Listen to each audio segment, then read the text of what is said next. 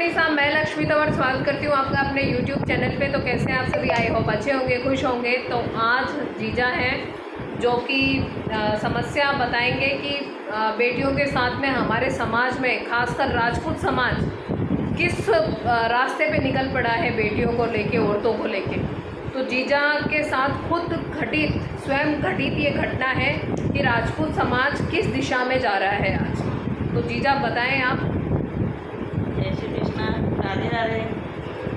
मैं ये बताना चाहती हूँ अपनी ज़िंदगी के कुछ एक्सपीरियंस से कि मेरे भी 3 बेटियाँ हैं और हम बिल्कुल मध्यम वर्ग के परिवार से आते हैं।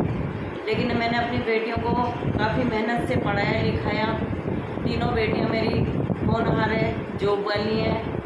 और जब हमने उनकी अच्छे से शादी की, लेकिन शादी के बाद मेरी बेटियों को, दोनों बेटियों का, एक का मेरा डिवोर्स हो चुका और दूसरी बेटी को भी 2 साल से केस चल रहा था। उसमें हम जीते, खारिज हुआ।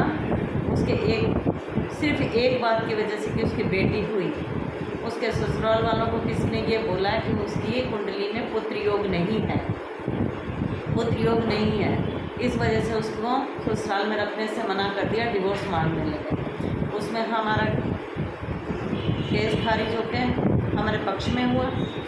जब बच्चे को हम ससुराल लेके जाते हैं कि इसको रखो, इसको इसका घर चाहिए, लेकिन वहाँ हमें घुसने भी नहीं दिया जाता है और बच्ची को भी रखने से इनकार करते हैं। और पुलिस को बुला के भी हमारे को, मतलब पुलिस भी हमारी नहीं सुनती है।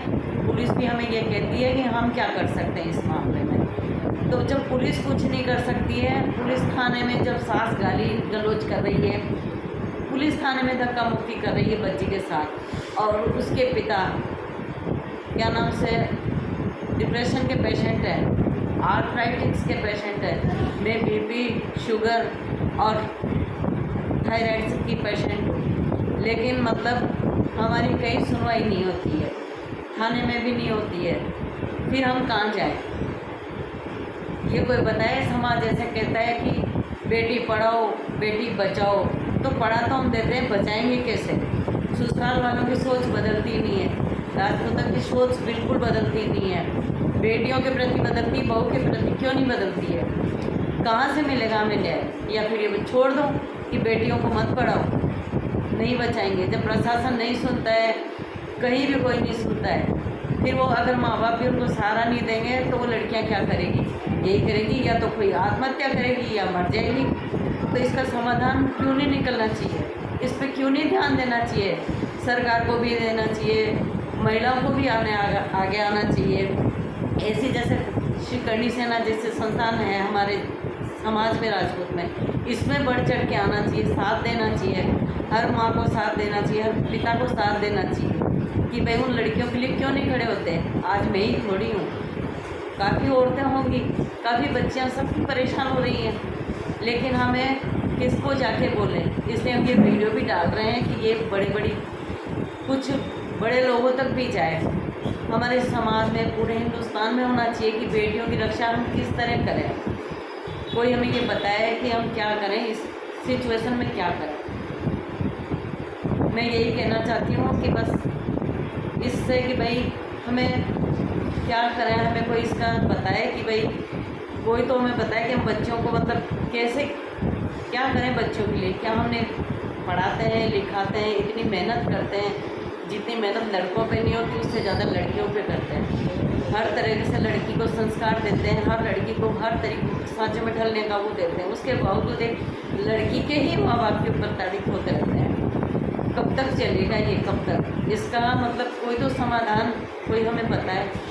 बस मेरी आपसे यही है कि बस हमें मतलब न्याय मिलना चाहिए, बच्चे को न्याय मिलना चाहिए।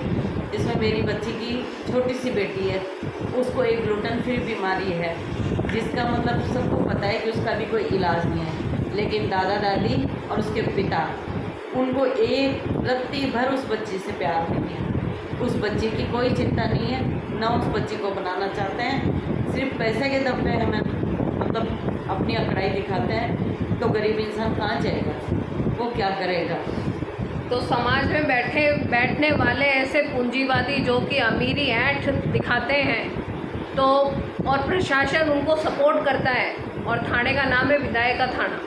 तो मैं उनसे ये कहना चाहूँगी कि ये चीज़ें बंद कर दो, क्योंकि आने वाले समय में इसका विरोध होने वाला है। अगर आप लोगों ने निष्पक्ष न्याय नहीं किया तो ये विरोध प्रदर्शन इतना भारी होने वाला है कि क्योंकि बेटियां कोई आकाश से नहीं गिरती है और बेटे कोई पैदा नहीं किए जाते हैं। बेटा और बेटी दोनों समान होते हैं। तो अगर आपको जितना अपना बेटा प्यारा है, इस माँ को भी अपनी बेटी उतनी ही प्यारी है। बेटियां बुरी नहीं लगती है माँ बाप को, बेटियां इस जगह बुरी लगती है कि कहते हैं ना आना इस देश में लाडो।